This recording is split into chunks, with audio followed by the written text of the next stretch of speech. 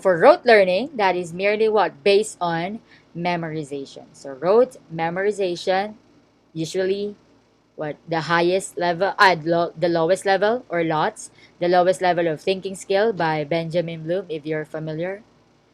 Okay, someone sent me, ma'am, your video is glitching. Sorry. And sometimes blurry. Even the screen I'm sharing, may I know? Is the screen is the screen that is Screen sharing is clear po, ma'am. it's clear. Okay. Maybe earlier, right? But now I can see that at some point I'm keeping it up, right? My internet connection is what being considerate. At least, right? The presentation is clear. Can you give me a like reaction for that if it's clear? A thumbs up? Okay, great. Thank you. So again, going back to rote learning, we all started from this. We memorize things, or maybe sadly, sadly, if you're still memorizing things up to this day, I hope you will go to the next level of, right? Definitely the HOTS or higher order thinking skills, of the levels of thinking skill provided by Benjamin Bloom, right? Let's avoid that. Let's remove, right, our system of what memorizing things or facts, because for a teacher it will be useless if you will just memorize things and tell everything you memorize to your student. You really need to understand what you are saying. However, for basic education, it's so important growing up, right, that at some point they have this in memory, they have the basic knowledge in their memory. And next would be meaningful learning. Meaningful learning can be achieved by what? All these, right? And meaningful learning can be done if you followed the scenario in the classroom, which you implement the student learning, a student centered teaching. Okay, if you focus on the student, definitely that will be meaningful. At the same time, meaningful learning talks about what? Positive results. Positive results, or even not so pleasing results. As long as there's improvement, as long as there's something that happened, right? You can say that it's meaningful. At the same time, a class or a learning can be meaningful if the student can transfer his learning to the outside world. I'm referring to the real world, for instance. So, as math majors, I demand, this is my request for all of you. My request is that as math teachers and in the future, okay, may I demand you to teach what those formula, right? Using real life experiences and examples. Okay, that's actually what I demand, especially if you teach statistics. Okay, why? Because that's so important. Teaching statistics is so important when it comes to research, right? For example, of course, definitely you will teach statistics to but senior high school if you will soon apply to senior high school. We had the game, put a finger down, and just like what I said, we'll have this topic metacognition. For today, topics would be teaching versus learning, types of learners, metacognitive knowledge, and examples of metacognitive strategies. So first things first, may I ask, any idea about the word metacognition? Can you give me a number? So I will just do the systematic random sampling of calling those students to participate. Ma'am Shannon, can you just show me one? Can you pick 1 to 5? Can you pick a number from 1 to okay 2? Thank you. 1, 2. Ma'am Ronally, please unmute. Hi, ma'am. Hi, any idea or yeah, any idea? I think, ma'am, metacognition is all about some processes of learning or in teaching. Correct. Yun po. Yeah, very good. Okay, nice idea. Thank you. Learning processes. What else? Give me a number, Ma'am Ronally. Just show me 10 po, ma'am. 1 to 5 only. Ay, sorry po. 4 po. 4. 1, 2, 3, 4. Sir Pao, please unmute. Yes po, ma'am. Okay, any idea aside from learning processes or learning methods according to Ma'am Ronally? Any idea? I'm sorry, I don't have any idea. It's okay. Thank you. Yeah, it's Thank also you that's po. possible. Yeah, that's possible to happen in an online class. May I ask earlier, I heard a rap song playing in the background. I don't think that will be helpful for you to focus on our lesson. If that's yours, please, okay, turn it off. Thank you. Give me a number, Sir Pao. 3 po, ma'am. Three. Thank you. One, two, three. Sir Eduardo, any idea? You may. Hello, ma'am. My idea is metacognition is about the process of teaching or understanding of a student. Okay, so you have there the word understanding for cognition. The word cognoscere means to know, right? Okay, thank you so much, Sir Ed.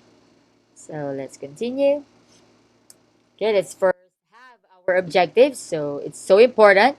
Okay, even though I hope you are observing what I am doing. For instance, this presenting the objectives, it's so important for teachers to present objectives so at least students are aware of what to achieve, right, at the end of the lesson or at the end of the day. So today, you will learn how to explain. You'll be able to explain learning and metacognition. So you mentioned about learning processes, teaching methodologies, and so on. You will identify features of learning and metacognition, and you will apply metacognitive strategies in your own initiative. So to continue,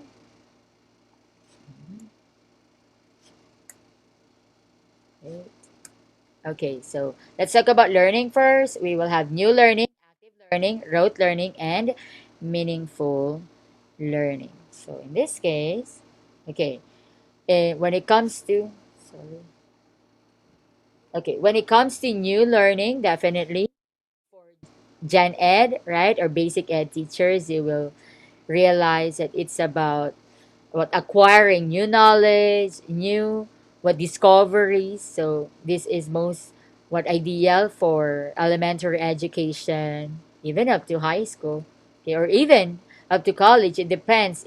It depends on your previous knowledge or schema on a certain topic. If you don't have any idea about it, then you encounter it, then definitely that's a new learning. But when it comes to active learning, it is what it is highly encouraged, right, that we'll have active learning process inside the classroom or in the class, maybe virtual or physical classroom. Why? Because, right, a student, we can say that a student is definitely learning if he is what, an active learner in the teaching learning process. However, we cannot avoid that there are what, passive learners. That is why you are there. That is why all these techniques, strategies, even these new softwares are being presented to you. Okay, so oh, I see, wait a minute, I think the software works now. Let me check this one. Okay, wait a minute, it's working now. It just needs time. Why? Because our mind is even what, compared to a computer. Do you know that? And do you know why is that being compared to a computer? Because just like a computer, when if it's already full, what do we do? Right? When a computer is already full, we lag. I hope my audio is still clear and I hope I'm not glitching. Earlier I was glitching. Am I glitching right now? No? Okay. Thank you. Thank you for the response. It's so important that, okay, it lags again. It needs time. It takes time, okay, for it to, for it's not just the internet connection, it's very slow, even the processing of the software. So let's proceed. Okay, so yeah, that's meaningful learning. Now let's go to types of learners. Okay, for the types of learners, as you see in this presentation, there are. Can you just describe what you see, Ma'am Wen,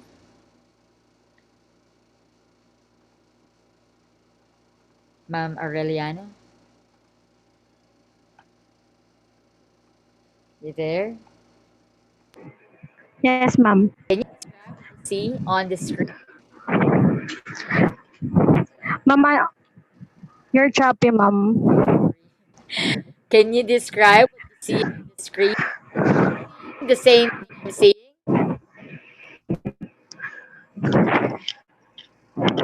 Do you see the types of learners there?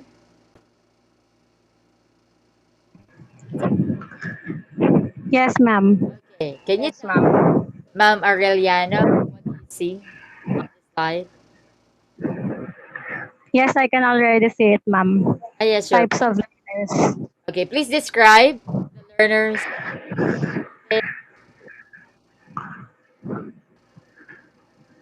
You mean, I'm sorry, ma'am.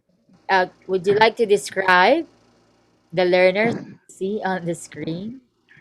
Yeah, the learners that there are different types of learners according in the picture. Some are who are using laptops. Correct. Some are using books. Okay.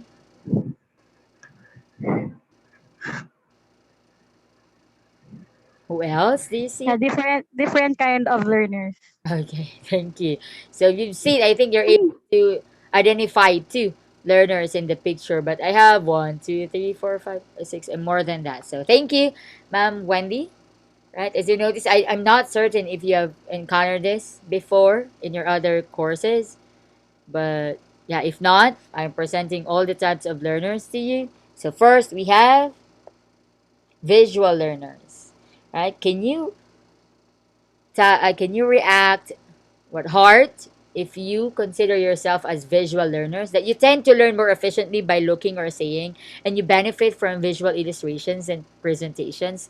Okay, we have Ma'am Ronally, Sir John, Ma'am Brain, Eduardo, Sir Nixon, Nikolai, Shannon, Sean, and others. So okay, and Ma'am Almira, Sir Vincent, Sir Baron. Okay, so majority, it's very observable that majority of the kids now, majority of the learners now are visual learners, right?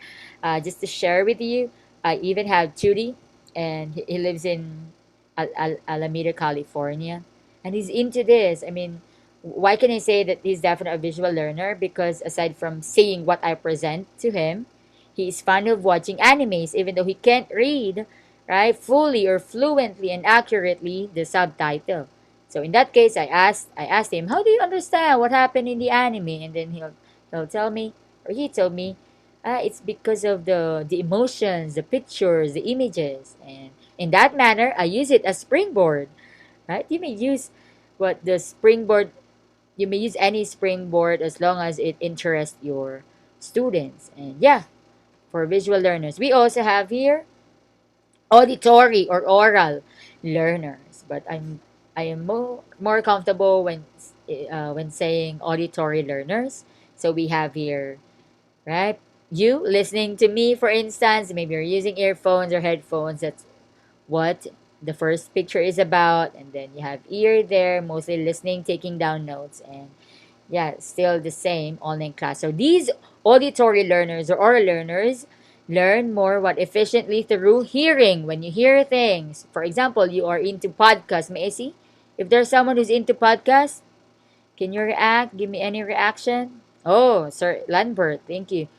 Right? So, Ma'am Lynn, Ma'am Jazel. So, if you are into podcast, listening to music, and you learn more about, or for instance, you're not just taking the information from what you're listening to, but also you are using it as what?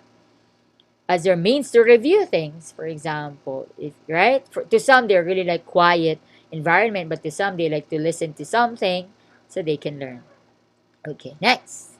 So in that case, you may listen to recordings. This one, kinesthetic learners. As you notice in the picture, everybody's what? Moving. Everybody's moving, and kinesthetic learners learn effectively by doing or touching, or learning by doing. Okay? Please, teachers, be mindful and remember that it doesn't mean we talk about kinesthetic learners. It always talk about PE. Okay, I think I've heard this so many times that they can't think of psychomotor domain of objective. Have you heard about that psychomotor domain? Have you heard about the three domains? Anyone? Not yet. Cognitive, affective, and psychomotor. Not yet. Okay, so We have cognitive, of course, for thinking. We have what affective for affect or your emotions, and psychomotor. So when you create your objectives in your lesson plan on the domain psychomotor, do not only limit it to PE. Okay, anytime later, next picture, I will show you that it's possible to move even you're inside the classroom. So let me show you the next picture. Maybe you know these people. These are my math majors last semester. I think, do you know these people? Do you know them? Okay. If you can see, let me ask someone to describe what he or she is seeing. Ma'am Love? Yes, ma'am. Yes. What can you see? What do you think they're doing? Mm, forming into something, ma'am. Okay, correct. Yeah. That's what I asked them to do because this is TTL1 course, if I'm not mistaken. Yeah, this is Technology for Teaching and Learning 1. And it also talks about what you can do inside a classroom even without technology. So in this case, right, they maximize the use of their bodies, and I thought of something what creative. I just recall this style or activity during our, when you are still in the theater, when you're in elementary and high school. So it's about forming. And then in that case, I gave them math problems because they're math majors. I gave them math problems to solve. And then they have to solve it by showing to me the answer through their bodies. And it's a group activity. Try to imagine. See, this is the first, and because this class is very, what do you call this? They're very responsible when it comes to wearing academic uniform, like all of them, right, wear academic uniform every meeting. However, on this day I requested, okay, you have to wear your most comfortable clothing because we will do something. And then this is what we did, right? They form the actions. Maybe you can see on here on the first picture, you can see here 1 and then 8, so that's 18. But however, they need to show me, right? They need to show me the answer as a group, like as one. Okay, so in this case, I even asked them to just portray different objects, like I think there's daspan and another thing. So in this case, it's a house. I think it's a house. This one, it's a bike. There's a bicycle. However, there's also, I don't know if this is a waiting shed or what. See, it creates unity, right? Even strategic skill, thinking skill. Like, how are we going to form this? On the very first part, they had a hard time because they thought, they thought I'm just asking, or they initially thought of portraying, right? Portraying or demonstrating an Arabic number. They even, but the other group thought of using Roman numeral number. So that's easier. So in this case, okay, this is X and I. Okay, so those are the answers to the math problem. So it's possible, right? And even after doing this, they demand for more. However, of course, we need to go to how are we going to use these strategies. And it's tiring, right, physically, but they learn a lot because some groups also realize that, ma'am, every time you'll have your countdown because there is no what specific leader, for instance. That's why they need to also practice their listening skills, right? So in that case, you're not always the leader, or you can't be all leaders, right? Okay, let's continue. So these are types of intelligences that can also determine the types of learners you have. We have your spatial, visual, spatial. So merely again into viewing things. Are you familiar with this from by Howard Gardner? The nine multiple intelligences? Yes, okay. Thank you, Ma'am Ronaldly. Just to review you, if you already know these. Naturalist, if you are fond of the nature, you like going out, you like trekking. Okay. Musical, right? Or you're musically inclined, musically intelligent, you're into discerning sounds, pitch, tone. I remember a student of mine asked me last week during class orientation about my voice range. And since I'm not musically inclined, I don't know what to answer. And logical mathematical. So I hope later I'll show you a link Okay, where you can assess your multiple intelligences. Later, I'll talk about that, but I hope your top one would be logical mathematical because you are math majors. I just hope so. Okay, and then we have existential, right? Tackling of the questions of why we live. So knowing your purpose in life and so on. You're into that. You're into philosophies. And interpersonal, you are fond of socializing to people, talking to others, even strangers. Okay, even sensing their feelings, you know how to cope with their, you know how to empathize and sympathize. And bodily kinesthetic, you're into moving, you're an athlete, right? Or you feel like you're athletic. And linguistic, verbal linguistic, finding the right words to express. You don't have a hard time expressing yourself through words. And intrapersonal skills, you are also able to what are intelligent when it comes to understanding yourself, reflection time or meditation, right? So next. Okay, so this is the link to that, I mean the page to that. So you may go to literacy.net. That is that will bring you to the assessment to find your strengths. It's all about the nine multiple intelligences in this survey or assessment. You just have to answer the questions, and then it will give you your top five multiple intelligences. Why, ma'am, top five? Am I not limited to only one? No, you're not limited to only one multiple intelligence. However, there will be top multiple intelligence that you portray. And as you go along, for example, as you continue learning, you realize that, oh, it might change. You may take this like 5 months after if you discover a new skill. Maybe, right, your passion or your interest changed. So you may go to literacy.net. Okay. And next, novice learners and expert learners. So the novice learners are those people who just started learning or doing something. So definitely the kids, right? Young learners, as what the GIF, right, is portraying here. Someone is giving a pat on the head and someone is crying because he's a new learner. Or maybe you are a product of a kid who received the beating or at least the shouting of your parent when you were taught abacada before, right? You are considered a novice learner. And expert learners are employed, okay, in metacognitive strategies in learning. So meaning you are beyond that. Let's talk about a little before we dig deeper into metacognitive. Meta means beyond, and cognitive means to think. That's thinking. So it's beyond thinking. Okay, it's more of what reflecting, more of asking why, more of asking so what.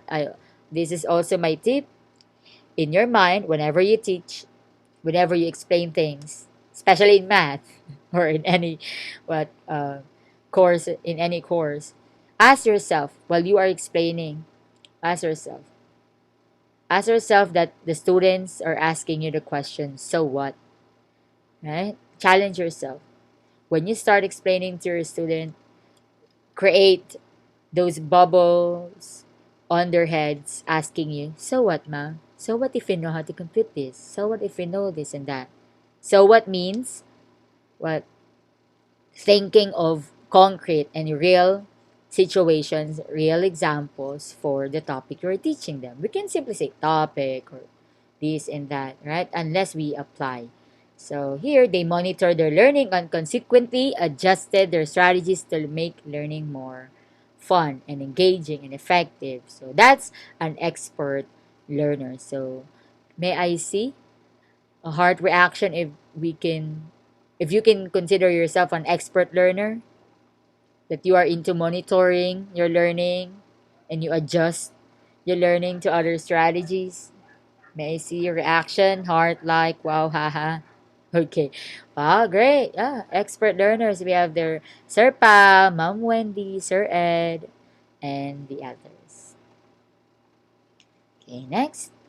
We have now metacognition. It is coined by John Flavel, refers to higher order thinking or HOTS, which involves active awareness and control over the cognitive processes engaged in learning. So it accurately assesses what one understands and does not. It is thinking about thinking. That's why I asked you, ask yourself, so what? Or why? Why is this my answer? This also the reason, we can say that this is also the reason when you solve a math problem, right? You were asked, what do you call that strategy? In your case, prove, right? Proving. Is that proving? Okay, you call it proving. So you have to prove you already got the answer and you still have to prove why is it your answer. So that's already metacognition, thinking about thinking. You are aware of oneself. You control one's mental process. If it's too much, right, you limit it. Yeah, correct. Thank you, Ma'am Rana, for your reaction. And it's about learning how to learn. Ma'am, learning how to learn? Yes, it's more of the process rather than simply the product. So yeah, beyond, huh? Beyond, thinking beyond. Okay. Mhm. Let's proceed to metacognitive knowledge. So we'll discuss your person variables, task variables, and strategy variables. Let's start with person variables. As you see in the picture, yeah, this includes how one views himself as a learner and thinker. You have to think, right? To think of yourself as a learner at the same time you think as a thinker. It refers also to the knowledge about how human beings learn and process information. So, for example, okay, studying early in the morning and late at night. That is one. You are being aware. What is my study habit? When do I usually feel that my mind is working? Is it, are you a morning kind of person when it comes to studying? And so we can say this one is somehow morning or this one is evening or anything. Okay, can someone share in that aspect? Like, what's your preference when it comes to studying? Is it early in the morning or late at night? Right? When do you think you learn best? Can you give me a number, Ma'am Love? Just raise your fingers like this. Five. Okay. One, two, three, four, five. Ma'am Jenny Babe? Um, Personally, I preferred studying early in the morning Mm-hmm. because I felt that my brain is functioning well. If I have joke, Have. eh, it is more alert in early in the morning rather than late at night. Yeah, great news. So thank you. Thank you. Well, to some, so for you early in the morning, that worked for me when I was in college. Like I will set my alarm at 3 a.m. and then I really wake up at 3 a.m. then review, then go to PUP. Okay, however, these days I think because maybe because of the weather, right? I'm into doing all tasks at night, even until early morning, like dawn, like that. So to some, right? I hope you are not one of those PUPNs whom I saw riding the jeepney, the patok na jeep, and then reviewing and then like murmuring things, right? So I've witnessed all those students riding LRT, riding patok na jeep. I don't know that you can really what review with the with the loud music in the jeepney. So yeah, if you think about it, and therefore that's a part of the person variable. Next, we have okay, task variable. So for task variables, this pertains to the knowledge about the nature of the task. So you observe like what is the nature of this? Is this difficult? Right? Or what materials can I use to accomplish this task? Or should I really be strict in the deadline? Or you will look at the rubric also. So in this case, nature of the task as well as the type of processing, right? Demands that it will place upon the individual. It is also about knowing what exactly needs to be accomplished. So if you are that leader type in the group and you always want to know how can I accomplish this thing? Should I do this? Should I ask him or not? And also gauging its difficulty and knowing the kind of effort it will demand from you. Or I think, for example, you're setting deadlines, right? Or setting timeline, rather. Setting timeline, and you realize, oh, okay, first part is the planning phase. Are you the kind of student? Are you the kind of learner? Right? Okay. So more on the task. How about strategy variable? So in this case, this involves awareness of the strategy one is using to learn a topic. So it's not simply about the task. What is it about, or how are you going to accomplish it? But in this case, it's more of the strategy. Okay, it's more of the strategy to learn a topic and evaluating. Who among you are fond of mnemonic devices when you review? Yeah, okay, Ma'am Rain. So even when I was in college, I used to have my yellow paper folded in four columns. Imagine four columns back to back, and then I create my I create my reviewer, and then I use mnemonic devices. So suddenly I will just, I will create a word out of the all initials of those things that need to be enumerated. So it also talks about meta attention or beyond attention. So meaning you give more than what needs to attend to. So meta attention is the awareness of specific strategy so that you can keep your attention focused on the topic or task at hand. So you think of strategies on how are you going to stay focused on this lesson, even though you have background noises, barking of dogs, shouting neighbor, and the like. So it is knowing also the limits of one's own learning and memory capacities that you sometimes you realize I think my memory card here in my brain is full, right? Sometimes you need to, refresh everything because, for example, at your age, most of the time, the experiences or the examples that I will be saying are already familiar to you, or you've heard about it, or you've experienced it. However, it's past, right? It's, I think, behind,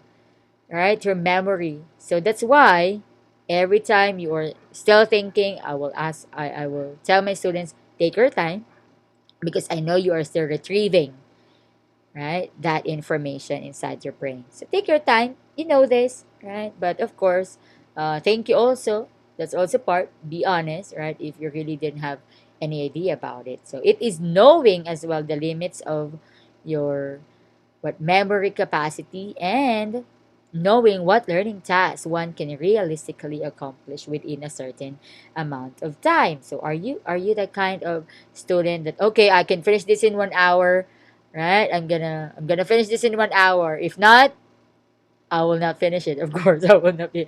But maybe you are into that kind of what strategy, right? That you set time. To some, that's their study habit. They set time that, okay, only 1 hour for this, and then I need to accomplish this, and then go to the next task. So let's continue with some metacognitive strategies. So examples are TQLR and PQ4R. If you've read this also in your IM, right? TQLR means tune in, question, listen, and remember. So it is important. It's a metacognitive strategy before listening to a story or presentation. So first, the tune in. I use your example, the one playing guitar, for instance, or ukulele. First things first, the tune in.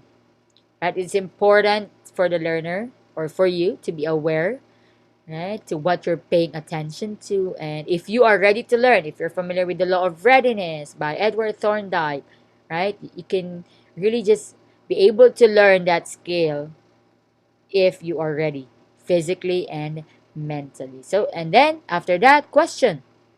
All right, you are given questions most of the time for example, a story. In your case, problem solving situation, and then you tune into your teacher. You analyze it first. You observe it, and then you analyze the problem, and then you question. Right, you are given questions, or yeah, you think of questions about what you will soon learn. Sometimes with the help of the teacher, you question that, or in your case, you ask yourself, right? You ask yourself about the problem. And yeah, listen also. The learner exerts effort to listen. You have to listen not only to the teacher, huh, the one who's talking to you, but also to yourself. Why? Because this is a thinking about thinking, right? Thinking beyond thinking. So when you think, sometimes you debate. Who among you experience that? You debate to yourself, like you oppose yourself, that you already have this idea, and then I don't think. Okay, Sir John, would you like to share? Thank you. Are you there? I'm sorry, ma'am. Okay, would Okay. you like to share that Okay, you may scan a QR code if you are using another device, or just go to the link and then answer there. Share your takeaway. Your takeaway must be relevant to metacognition and metacognitive strategies and the short film. So, what's your takeaway from the film that made you realize that metacognition is just around us, right? We don't normally realize that it's called metacognition, but we are already doing it. So, take your time. Were you able to see it? Please give me like reaction so at least I know. Okay, thank you, Ma'am Shannon. So, yeah, you may scan the QR code here or go to the link faster for example, you're using laptop and you have your phone with you, you can also scan the QR code. So then right there. Then later on I will be reading. So please do not make yourself anonymous. Please include your name, like takeaway by, and then your nickname. That's fine. I'll be able to acknowledge your ideas, of course. Okay, take your time. Write your takeaway. Again, what did you learn from the short film that can be relevant, right, to further understanding of metacognition or metacognitive knowledge and strategy. Okay, continue typing. By the way, this is real time. That's why while you are still typing it, I am able to read it, even if you are not yet done typing. Okay, take your time. By the way, you may also attach files there, pictures, uh, any attachment, file attachment you like to. Okay, and now there are people typing. That's from Rain, from Ronally. It's okay. Yeah, because it's this is real time. I'm telling you, while you are typing it, I can read it. So it's okay. Yeah, take your time typing before I continue reading. Okay, once you're done, for instance, maybe later you may review the takeaways also of your classmates so we can learn from other people, right? We can add ideas or opinions, right, to our own opinions. Oh, still 3 people. How about the others?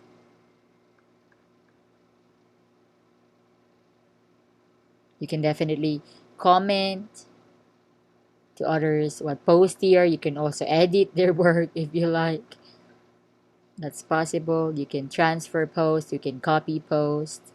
This is Padlet, by the way. So yeah, I hope you appreciate the teaching strategy of the grandfather. And also in the film, in the short film, you realize that there definitely is hidden curriculum that happens, right? It's a holistic story. Okay? It's a holistic story where you also integrate values. You learn about what understanding and forgiveness and the part of the son and the mother. Okay. Still 3 people. How about the others? There's one additional here. Okay, please don't make yourself anonymous, or you may include your name so I can address you. It's okay. How about the others? I encourage that others also go to this link or QR code so we can share ideas, especially if you're shy, right? Or you know that you have background noises. At least we can hear you out using this software. Wow, so deep, huh? I think it's done. Okay, let me read. I don't know who owns this, but let me echo this.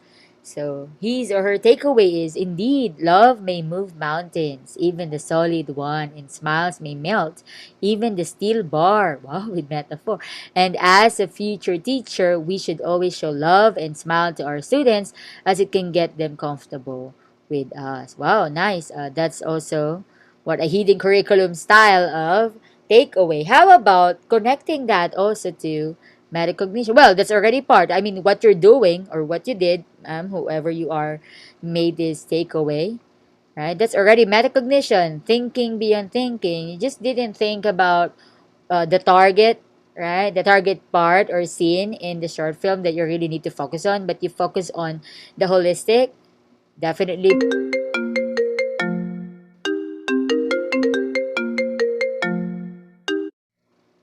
Okay, sorry for that. Okay, let me read from Ma'am Jazel. I think we're done. So I learned that cognitive learning or teaching is essential to our life and also to child for them to learn through experience. So even though, right? I mean, yeah, that you can consider that life experience on the part of Josh, right? When he realized that, of course, he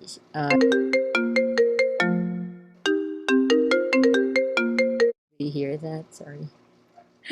And yeah, based on life experiences for the child to realize his mistake and then forgive, and also on the part of the mom, right? To learn also to understand that Josh is a child, right? Josh is still a child and he's still playful. But when it comes to, thinking and realizing his mistakes, well, that's where metacognition happens also, right? Okay, I think our Mom Ronalie's done, so let me read. For me, the short film shows about the issues between the son and her mom. The mother lacked time, attention, and effort to be with her son. Together with Josh's grandfather, the son learned how to manage his behavior, and the son also was able to construct his creative ideas and imagination. Well, yeah, correct. Thank you for mentioning about constructivism or constructivist theory, right? Creating something new out of your schema or the previous learning that you already have. Where is that? To continue by creating that story. In the end, I think communication is really a real thing. That's true, true. Yeah, great thinking, Ma'am Ronally. That is so true. Yeah, communication is so important, especially in the family, right? Okay, next we have here. Sometimes we are making things complicated. We have problems that solutions are just around, but we're looking for that we're looking for. Also, we can seek for advice from others, and some of their ideas are the solution. See, in this case, I can think of through this answer, I can think of the grandfather being the means, right, to resolve the situation or the thing between the mom and the son. So next. Oh, okay. I think takeaway by Mom Love. As the boy messed up his mother's work, he didn't take his mom's anger into his own, but still loved her mother and asked for apology.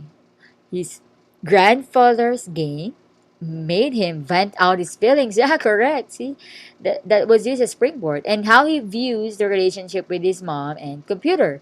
Some of our thinking is needed to be speak out to make others aware of it. Especially when it comes to children, we just need to make a way to let their ideas be out and what they're thinking creatively. Ah, great. I love this, Mom Love. Thank you for that realization. See, next, we have from Ma'am Juveline. The child learning process is so broad. They can learn through playing and other things. They also have creative imagination. So, to connect it, metacognition, creativity is part, right, of thinking something new, right? Thinking something that's beyond what they already know, okay, and helping themselves to figure out new things. How can imagine the simply it's a nido can, right? And then the grandfather was able to use it as material. Of course, they're endorsing, but more than that, right? It became a way for the grandfather to think of a game, right? And teach the kid about life lessons. Next, from Aaron, Sir Aaron, there are many ways or strategies to come up to make an outcome we can make on our own comfortable way to make it, just like the story has shown. Correct. Next, indeed, love may. I think I read this earlier.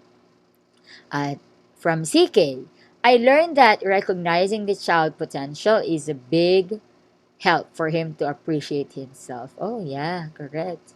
And that is what the letter L in the KW, right? What was learned? What have the child learned? Next, from Jevin, I learned that understanding is a form of education. Correct. The mother learned what's the most important thing to his son by understanding him. The grandfather is the solution when he made us realize how he can apply his feelings to so the mother can realize her mistake. Okay.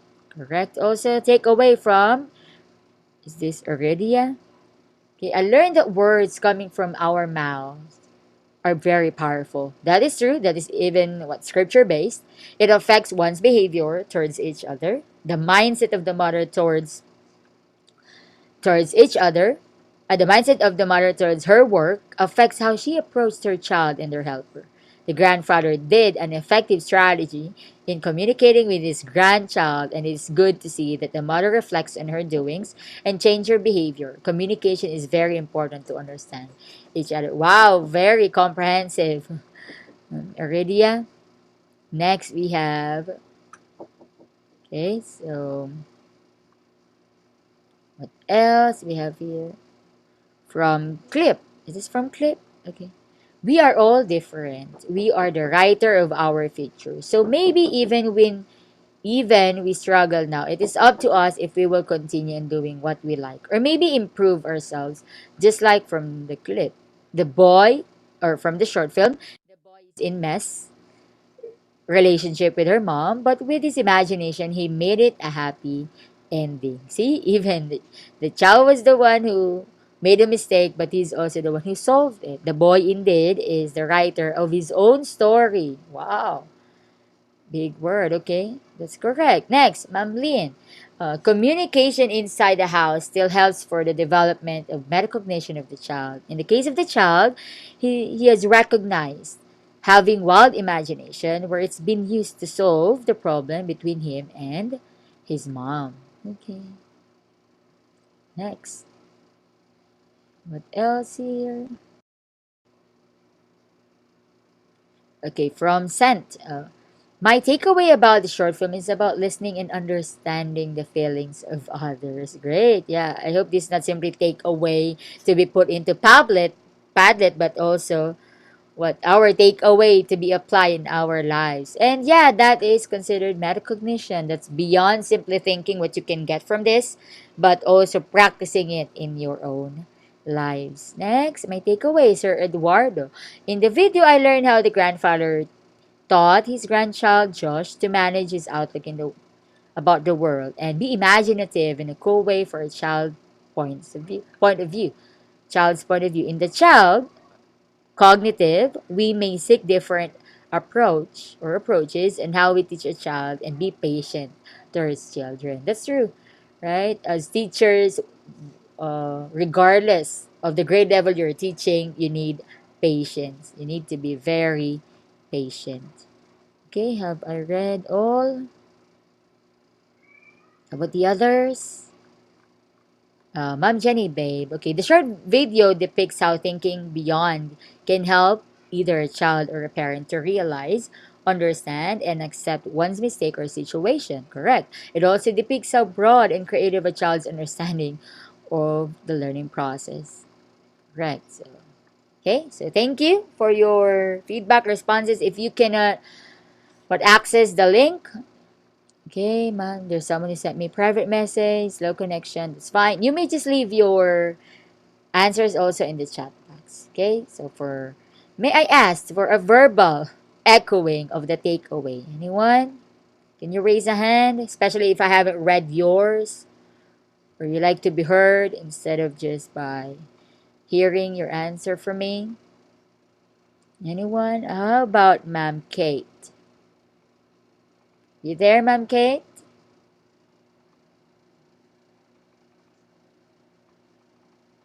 Ma'am Kate? Yes, ma'am. Would you like to share? Yes. Ma'am, you already read my Uh, takeaway, it's okay. but Maybe you'd like to add.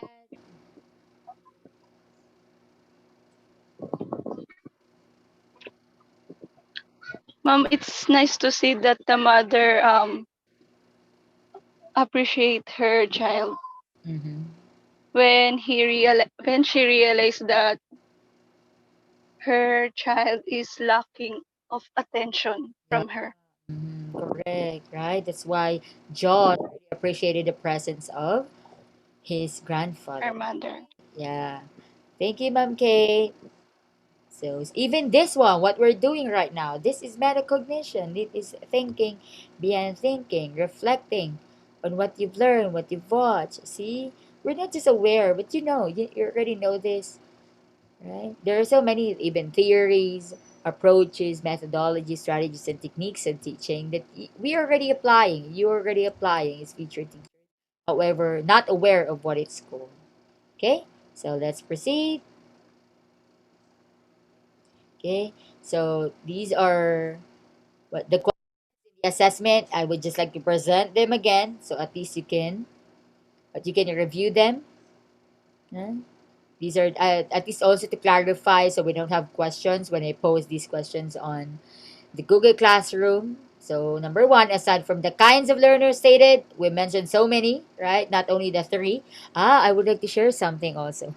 Okay, it's not official, but it's just my theory at the same time. I would like to add. This is just my additional. So maybe you can add yours, but I will try to give my example before you add yours. So for me, okay. Maybe you are that kind of learner who likes to eat while studying. So I call it gustatory learner. So if you are into that, yeah, I call because before I usually enjoy, eating while studying. So I call it gustatory because it talks about the sense of taste. Gustatory learner. So how about you, right? Other kinds of learners that you can think of.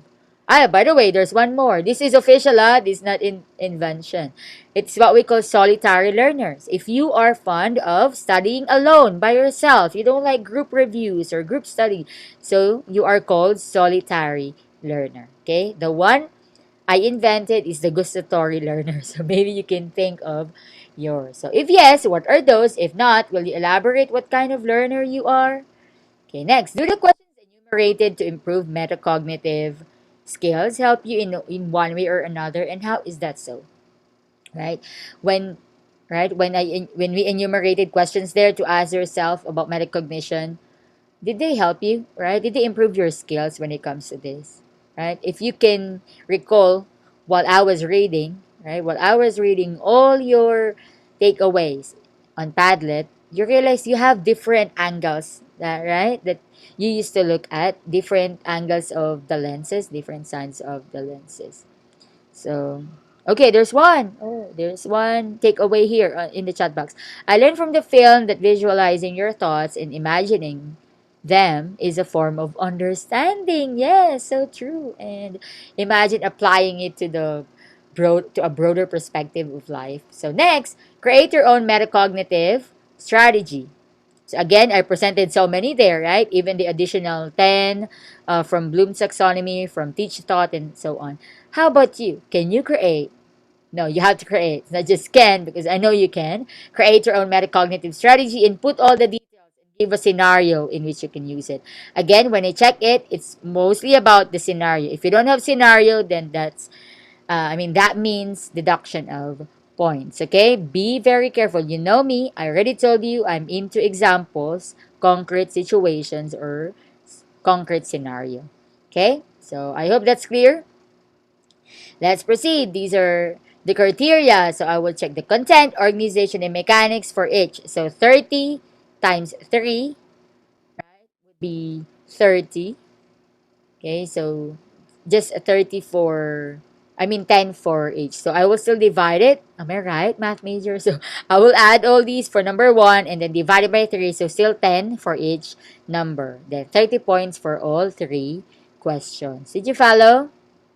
Okay, you may correct me, ha? That's not my major. So I hope I'm right. So we have 4 minutes left. We have to come back again for the next topic. Okay? So see you there. I've debated myself, or I have opposed my own opinion or thinking, especially in mathematics, especially in calculus, ma'am. I believe it's very hard to stick with answers. That's why you really have to oppose yourself every time, um just to be sure that your answer is correct, ma'am. Correct. Yeah, thank you. So look, that's definitely right.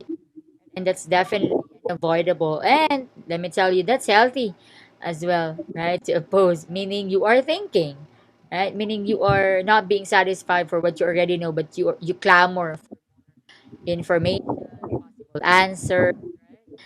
Why? Because what if your future student discovers another way of solving it? or another way to find out the answer, or another answer to a certain solution, right? So at least you won't be surprised because you yourself, you are into but opposing yourself, analyzing your own opinion, right? And looking for more. Okay?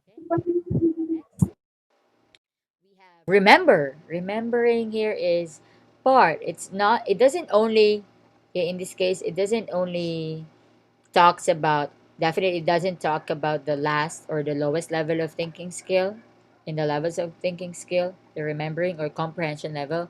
No, this one is about you recalling, right, ways or strategies to remember what you have learned. So for example, you learn going back to the situation in the picture, okay, playing ukulele, tuning into a video on YouTube, then questioning yourself, right, asking questions like, what chord progression to use here, what strumming pattern should I use, and then you listen, okay, and then you try to remember, right? You listen to the video, you listen also to your performance if you started applying it, and you start remembering like, I think I can do this in a different way. I think I can try this one. I can try this uh, chord progression or strumming pattern.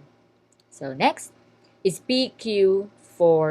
May I ask if you can see the screen? Can you see the screen? Okay, thank you. So going back, PQ4R stands for preview, question, read, recite, review, and reflect. So in this case, when you preview, you scan the whole chapter because before delving in each paragraph, you like to see, oh, what are the bold letters here, right? What are the timelines here? Are there what dates here? Date line that I need to remember? Are there prominent names that I need to be mindful of? So you scan first, you preview it. Just like, for instance, I already gave you the DIM, the soft copy. Who among you already previewed it? No one. Okay. No one? Okay, there's one. Ma'am Rona. Only Ma'am Rona. At least previewing it. Or just, scrolling it up and down. No one? Okay. May I know if we have correspondence team here? Because definitely they need to scan them. Yeah, Ma'am Ray. Oh, there are many. Okay, so at least while waiting, right, for you to take advantage of the time, while waiting, you may preview it. So next question, try to read, right, the guide question provided or think of your own questions about the topic. This is merely metacognitive strategy. When there's already a topic presented to you, for example, polynomials. Don't judge me, I don't know anything about it. So, polynomials or the Pythagorean theorem, right? And you try to ask yourself questions instead of simply finding answers or these what senior high school students just looking at the last part of their modules for the answer key, for instance, right? Try to ask yourself, how is that possible? I remember yesterday, my sister asked me about there's a problem, and I can say it's somehow easy for me, even though I'm not a math major, for instance. It's a math problem, and it's a situation. I appreciate that it's situational. However, I mean, we had discussion. I appreciate that my sister asked for help. Okay. And then it's about the laundry. So for instance, 500 peso for the rental for every day for the washing machine, for instance.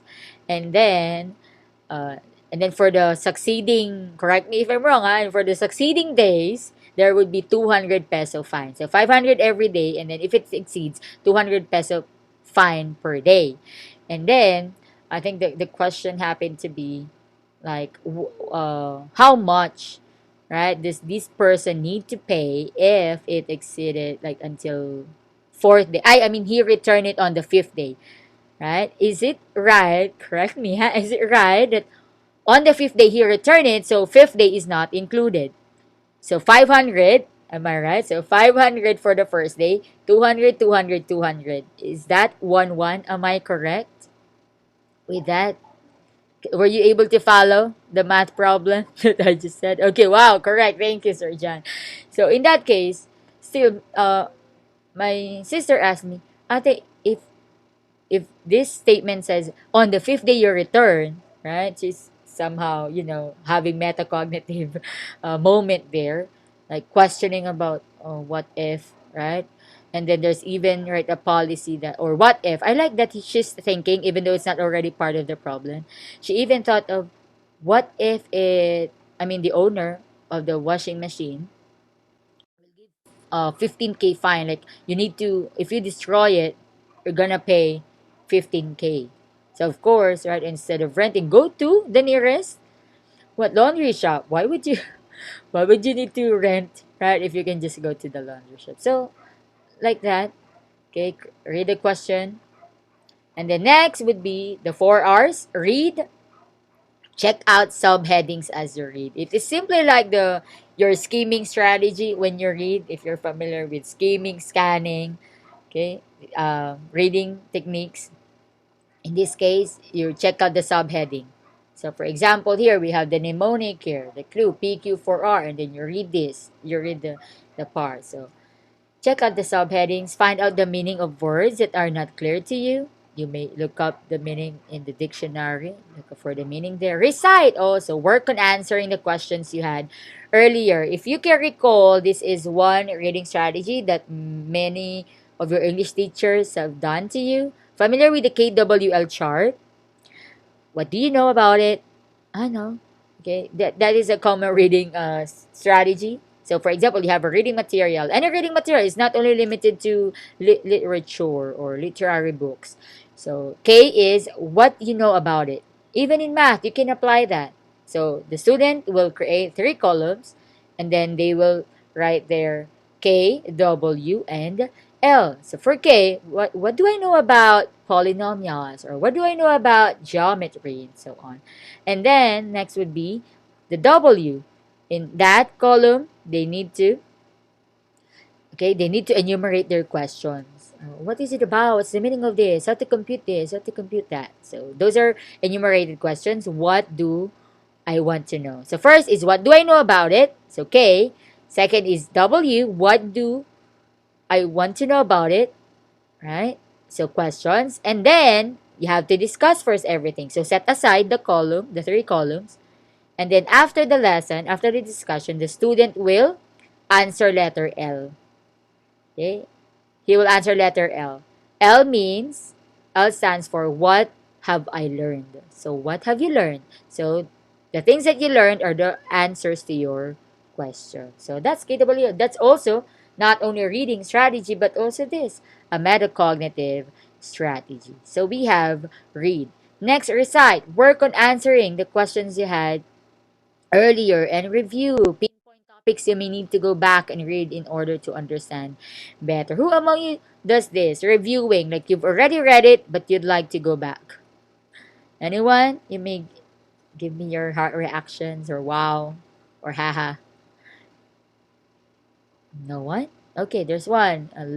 Mom Love, Sir JC, Sir Mav. Okay. Yeah, that's great to know. You try to go back maybe for what? Clarification, right? Better understanding. Maybe you like to add examples of your own. Reflect. This is very important. Okay, think, assess, and evaluate about what you read. You have to think, oh, really? Oh, fairy tales are not not originally for what kids, right? That you can understand. Oh, there are many, hidden lessons that you may learn from a reading material. So, I remember when I was in first year college, I had this algebra class. And then because I started practicing not to cheat or not to ask my classmate and so on. I would like to change. So what I did, I make my own solution because I was seeing my classmates passing these index cards of formula. And I found myself there making my own formula, but having the right answer. However, in mathematics, right, you give more points to solution rather than the answer. At least I'm so proud of myself. I make my own formula, I make my own solution, and I got the same answer. However, not right process. So yeah, I got 2 point. What's my grade there? 2.5, I think, in algebra. Okay. And yeah, think, assess, evaluate about what you're in. Next, we have, okay, so you may ask yourself these questions. Okay, if you really would like to test your metacognition skill,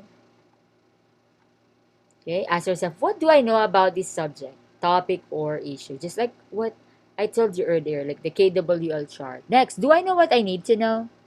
Right? Or do you already know about these things? You ask. Another, do I know where I can go to get some information or knowledge? Right? This is according to Calcada. Uh, yeah, Calcada believes that metacognition includes the ability to ask and answer the following questions. Another, we have, how much time will I need to learn this? Have you thought of that whenever you study? Have you thought that, oh, I think it will eat my 24 hours? Okay. Yes, Ma'am Jenny? Would you like to share? Ma'am, excuse me po, si Nixon daw po tsaka si Vincent, hindi raw po makapasok. Okay. As you can see, I am clicking the admit. Yes Okay. po, thank you po. Okay, Jenny. Next, what are some strategies and tactics that I can use to learn this? Right? Or ask the question, did I understand what I just heard or so? Right? Or did I just run through the presentation of mom early? Right? You have to ask yourself questions. Ask yourself, so what if I know all these? Right? So may I ask someone from the class? Give me a number, Ma'am Shannon, again. Three. One, two, three. Sir Nikolai. Yes, ma'am. What's the question again? Yeah, would you mind sharing to us if you have asked yourself these questions whenever you study? Sometimes, ma'am, because I don't know if some lessons get my time since hindi lang naman po yun yung gagawin ko. And sometimes I ask myself, what place do I need to go to study these lessons or this such topic since as I'm a visual learner and sometimes I want to have a peace place to for me to analyze as myself what I learn or I already know this. That's what you are thinking to us, ma'am. Mhm. Yeah, correct, correct. So yeah, thank you. Maybe yeah, you've thought about the place. Sometimes for you, house is not well, before the pandemic, maybe you like going to a cafe, right? You love what reviewing with your friends. To some people, they love that, right? And yeah, you better ask yourself these questions. More questions here we have. How will I know if I am learning at an appropriate topic? So how will you know? Sometimes you test yourself, right? Of course, you're not anymore the senior high school. Oh, I mean, right now the senior high school today who will go to the answer key right away, right? Instead of simply answering the problem first. So how can I spot an error if I make one? How can you spot an error if you make one? Sometimes in this case, you need now someone, an accountability partner, right, to rebuke you. I can say, uh, I don't know if I would just assume, but I can say that among math majors, there would always be one, two, three people you will always run to, right, for answers to check your answers. And I like that very what interactive and cooperative and unity, right? Cooperative discussion and unity that you're portraying, especially to your classmates, and they know you can solve that. That's why they go to you. So in that case, that person will be the one to spot an error that you make, because sometimes, not sometimes, most of the time we have our blind spots, right? We don't see them, but other people see them, and most of the time we deny, right? People already told you that you have that blind spot, or you're correct in that part. Still, you defend yourself. Okay, so I'm the kind of person who likes defending herself. But now I am practicing and learning to, accept defeat, right? And try to listen, not to respond, but to understand. So next, how should I revise my plan if it is not? Okay, how will you revise it? For example, you're not satisfied with the output because you are not settling for an average or mediocre, right? Or mediocre output. right? You're not the kind of person who will tell yourself, okay na yan, pwede na yan. Oh, wait, deadline na, pasa ko na lang. No, right? Instead, you double check it, right? And you make sure that you give your excellent work. Let's look at these pictures. What are the words that strike you, right? In these are also metacognitive strategies. May I ask someone from the class? Give me a number, Ma'am Shannon. Four. One, two, three, four. Ma'am Love, are you there? What is your question again, ma'am? Can you see what's on the screen? Can you read some words that strike Yes po. you? Okay, you may choose words. Collaboration. Mm-hmm. That's all? Just one? And medyo malabo po kasi. Oh, sorry. Mm. Are you using laptop? Po? Are you using laptop? Yes. Okay. And attention. Okay, literacies of attention. Thank you. So we have here literacies of attention, collaboration, as you picked, Ma'am Love. So in this case, right, why does this become right a metacognitive strategy? Why? Because when you collaborate, it's not simply about cooperating. It's not simply about helping other people to accomplish tasks. It is also what it is also offering something that you have, right? I hope no one there is this kind of group leader who likes, okay, ako nagagawa lahat. Bigay niya sa akin lahat. I'll do everything. Right? But no, right? You like collaboration. You appreciate and respect others' opinions. You validate them. You even, right? Because it's so annoying for a group member to decline an idea without offering something new. Do you agree? Right? You don't have anything to offer, and now you're, canceling the word in the millennial word is you are canceled, right? In this generation, for instance. So in that case, collaboration is part, give and take, right? Also, yeah, participation. We have your participation, network awareness. Okay, these are literacies of attention. See, mindfulness equals metacognition. It says here, mindfulness. If you are just being mindful of everything that's happening, not just what a baby does, like when he is being fed, just eating, right? Just digesting everything. You're not anymore babies, right? You're not anymore novice learners. You are expert learners. That's why you need to be mindful. When someone, right? When someone gives you food, you ask, right? Nalaglag ba to?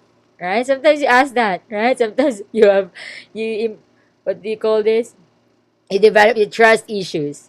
Right? Kaya mo to binibigay kasi nahulog to eh, right? So, or malinis ba to? Sometimes you ask that question. So, in that case, that's being mindful, right? Of everything that is being, well, at least spoon fed to you. Next.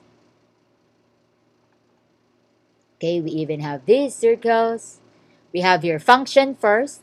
So as you can see in the function, it's thinking critically about how a thing works. So if you are into, manipulative things, manipulating stuff, right, or electronic devices, or even here softwares, right, you are into thinking critically how this thing works, how this presentation works, how Zoom works, and so on.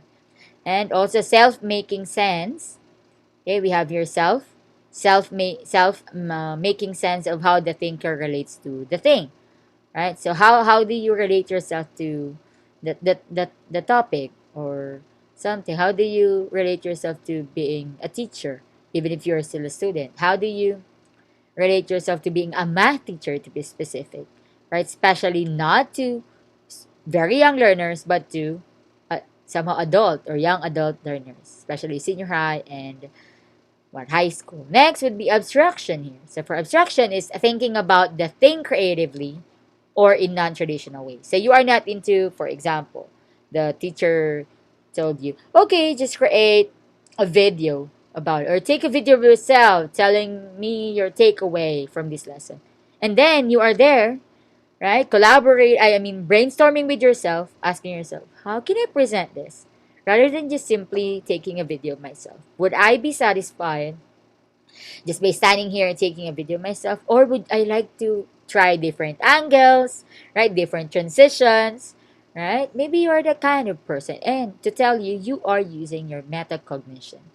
And next, we have parts. So we have function, self-abstraction, and parts. So for the parts, it is seeing the individual parts of the thing.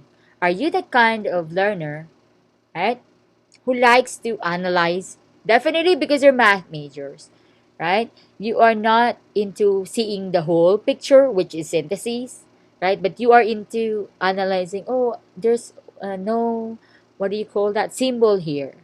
There's no sign. There's no negative sign here. Why would this be the answer? There's no positive sign here, and so on. So that's seeing the individual parts of the thing. And next would be interdependence. So for interdependence, you examine how the thing relates to other things. So if you are teaching math, for example, statistics, right, and you're talking about mean, median, mode, for instance, how are you be able to relate that to a research problem? Okay, as early as now, are you third year? You're third year, right? Okay, since you're third year, I assume you will start with your thesis writing. Am I right? Or next semester? When will you have? Can someone? Okay, the line. This sem, ma'am. Wow, semester. So I hope I will be able to help you with some materials. I can provide you the APA manual, some softwares to use for APA citation. I can give you links to help you. Just tell me. Okay, it's about sharing our resources and materials. So in that case, yeah, how will you be able to relate statistics to quantitative kind of research, right? Sometimes you dig deeper into simply counting, like how many students didn't have internet connection, or how many students are comfortable using this and that, right? That's a common question that we ask. If it's quantitative, it's all about how many. How about also digging deeper, right? How about digging deeper into the research problem? Next will be the whole. If interdependence talks about analysis or analyzing, whole here you see the thing fully within the context. You see it as a whole. You don't see mean median mode as mean median mode. You see it as, what do you call that? A statistical idea or tools where you can check out the grades of the students. You can even create your own Likert scale for that, right? To answer survey questions. So next, additional strategies for teaching students to use metacognition. This is from Teach Taught. Start by defining the term, right? Maybe you dig deeper. For example, we jump right away to strategies before discussing metacognition, but no, we start by defining what metacognition is. Again, it is beyond thinking about thinking. Ask students to supply examples. This is what I am very particular of. Okay, I always check that my students can understand what he's talking about if he can give me concrete example. So normally I would be asking, oh, how will you be able to apply this in your class? Right? Concrete. It's not about saying, it's about information, topic, lesson. What is the lesson? What is the topic? You have to tell me. Okay. Next, catch students being metacognitive. What do you mean by catching students being metacognitive? You have to acknowledge them. You have to acknowledge that they are thinking, right? They are thinking beyond thinking. Why? Because to some, once getting the answer, that's fine, right? When you solve. But no, as math teachers, you ask them, how did you get that? Right? Because it's easy to what? To copy from classmates, even though with a very long computation or solution. It's so easy, right? To copy that. But in your case, what you will do is you ask, okay, would you like to show us how did you get that? Right? Would you like to show us the process? Not just by looking at your solution on the paper, but explaining it to us. And that way, yes, you achieve that metacognitive skill. Next, lead class discussions that encourage students to share examples about how metacognition can be used outside of school. Let's apply this one. Okay? Help me.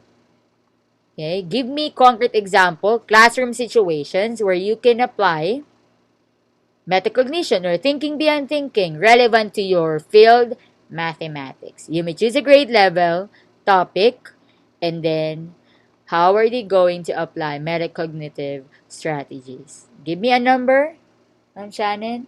1 to 10. How about, can you please turn on your video if you are using Wi-Fi?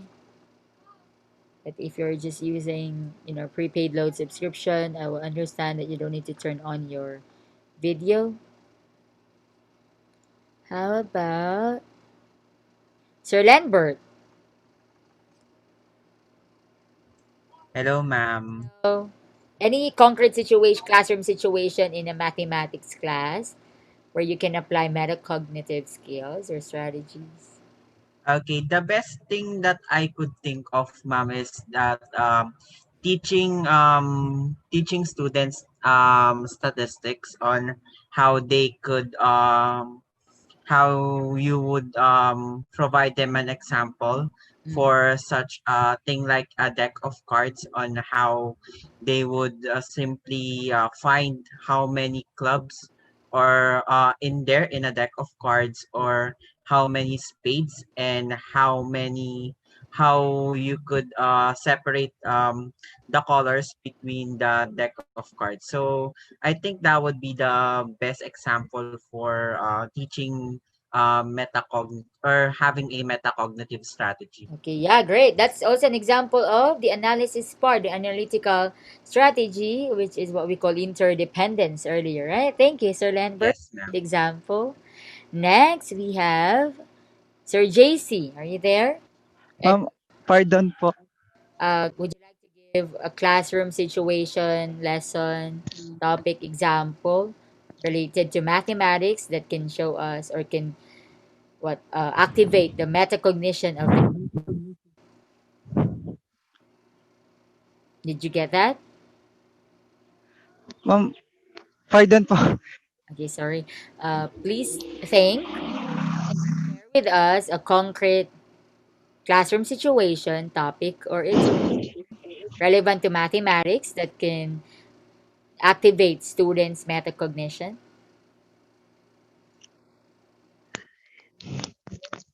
Ma'am, um, example of proving in geometry class Mm-hmm. a specific theorem will that we will try to analyze thoroughly for which we will guide we will have we will we will give process for that specific theorem Mm-hmm. po. Okay, great, great. Thank you for that. So it's about geometry. Oops. About geometry. So another thing for that is you may challenge the students, right? Because if I'm not mistaken, it's about shapes, right? You may challenge the students to what do you call this? Play the game grab bag. So they have bags with them, right? They have their bags, and how about trying to, measure? I think that's what how you call it. Measure the circumference or anything. I mean sizes, the sizes of different things that they have. So at least in that case, they can, you know, at least develop, right, in themselves if they're going to be an architect or engineer in the future. Thank you for that.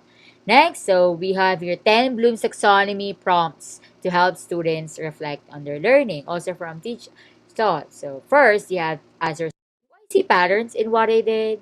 Like you've been doing this project for so many times, or you've been computing. For example, a multiplication table, right? And then you notice pattern. You have here the numbers, and then if you're going to multiply the numbers by the numbers on top, right? The first column, for example, 1 and then times 1.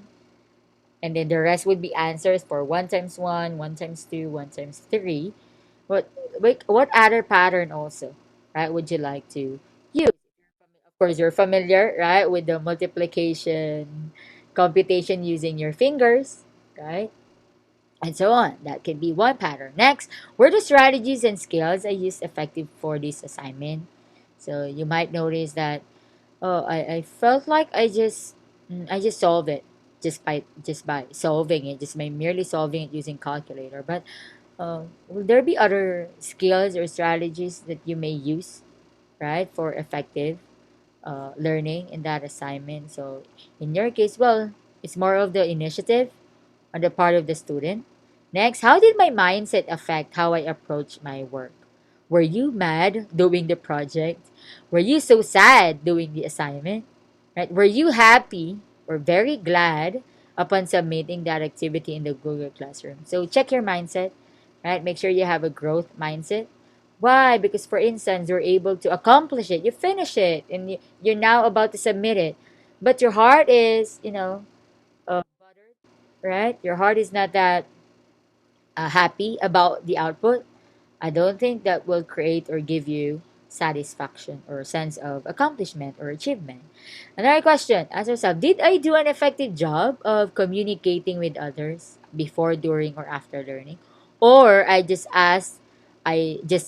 told my leader, I would just pay for the Manila paper. I would just pay. I would just, right? Sometimes, sagot ko na merienda. Sagot ko na yung tawa and all.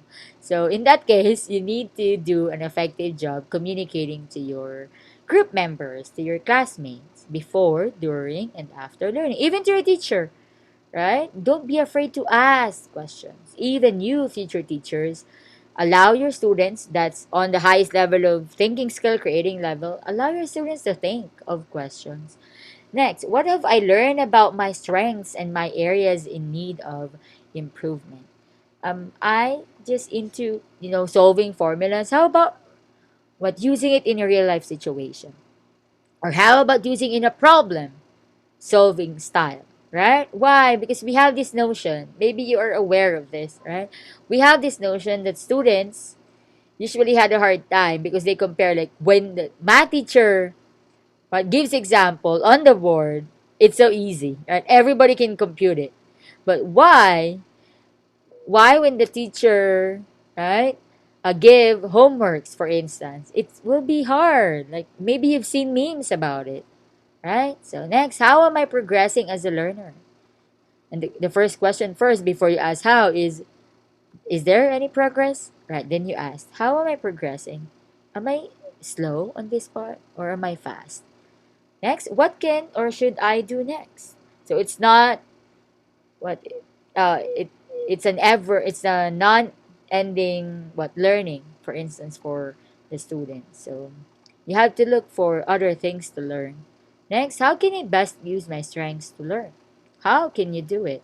Is it by talking to your teacher? Is it by conversing and exchanging problem solving situations with your classmate and so on? By the way, we have 4 minutes left. You may just return to the Zoom meeting ID. Thank you. Next, what steps should I take or resources should I use to meet my challenges? Is this being familiar with all these softwares? You have your TTL2 now, right? Am I right? Your technology for teaching and learning too. You have that? No. Not yet pa po, ma'am. Wala pa po. You've taken it? One Yes, pa po, ma'am. one po. One. One. For two, you haven't? Wala pa po. Wala pa Baka po. next Baka pa po po. next sem. Okay, thank you. So, well, even in that course, right, you will discover a lot of challenges when it comes to these softwares, technological tools, their limitations, even their benefits. Next, how can my learning environment be improved? Right, for example, you're just lying there in bed because I don't see what you're doing right now. So, right, for instance, how can I improve my learning environment? Do I need to at least what do you call this, be resourceful and create my own study table, right? Not just on the bed because it's too tempting to sleep and so on, right? Next, all right, so yeah, those are the questions for 10 Bloom's taxonomy prompts to help students reflect on their learning. So next, okay, as you come back, because we have 2 minutes left, we're gonna watch something, yeah, and do afterwards. Okay, so see you. Let me just return. Okay, so now we'll talk about the learner centered psychological principles. And these are so important to remember, especially, of course, in the future. And some theories that we've represented, or maybe just reminders. right? For you, maybe you've discussed this in your teaching profession, TTL1, and other related course. So you, the learner, are the center of instruction, or your future students are the center of instruction. The world of instruction revolves around you, right? You are the center of everything. You are the reason why teachers are here, okay, or your students are the reason you are going to be a teacher, the great teacher that they will have in the future. And this lesson is focused on the 14 principles that are learner centered. So when we say principles, these are things that we need to live by, we need to, follow, suggestive, right? That you can actually apply as you go along this program or teaching journey. So let's talk about our objectives. Okay, discuss the 14 learner-centered psychological principles. Advocate, right? Advocate the use of the 14 principles in teaching learning process and identify ways on how they can apply the 14 or how you can apply the 14 principles in your everyday life. See, I'm very particular with what application of the real life because that's what this is about, right? We are not going to tell our students, okay, you know what, you're being so used to your metacognition and so on. You're not going to say that. What you will do or apply are the strategies. Okay. So in 1997, the American Logical Association or the APA, right? That association actually presented these 14 or they developed these 14 learner centered psychological principles. And these principles are intended to deal holistically with the learners in the context of real world learning situations. Thus, they are best understood as an organized set of principles. And take note, no principle should be viewed in isolation. So, these can be overlapping to one another and can be seen as relevant in the context of another principle. And it focuses on psychological factors that are primarily internal to and under the control of the learner rather than conditioned habits of physiological factors like the Abraham Maslow, right? Physiological factors, the need for food, basic needs, and others. Let's start. So cognitive and metacognitive factors. These include nature of the learning process, okay, goals of the learning process, and construction of knowledge. So let's start with the nature of the learning process. So here, right, you will notice that learning is a key process in human behavior and all living is learning. As you can see here, center is the student. So in order to achieve student-centered learning, okay, we can apply all these elements here. Student ownership and agency. How can we, right, apply student ownership? How can we give a student the ownership of their output? Right? There are many ways. There are many ways to achieve that. One is, through self-assessment. Another is allowing them to echo what they worked on, even though it's by group. Yeah, there are many ways. And positive identity, right? The positive identity, foundational needs that are met. Of course, the objectives make sure. Why? Because when you enter the public school, you will fill out many forms, right? Many forms that talk about the achievement or the competencies that your students met. So I'm sorry, but it doesn't limit you, right, to the task in the classroom, but even as a faculty. Okay, you're not limited to being a teacher to your student, but you're also a faculty member of your faculty association. And we have positive relationships. That's has something to do with the social emotional learning of the kid. Anytime, anywhere, right? You can learn anytime, anywhere. You can access materials anytime, anywhere. And as a teacher, you should be available anytime, anywhere. Okay? But I hope, of course, there is what we call holy hour. We also have your competency based learning.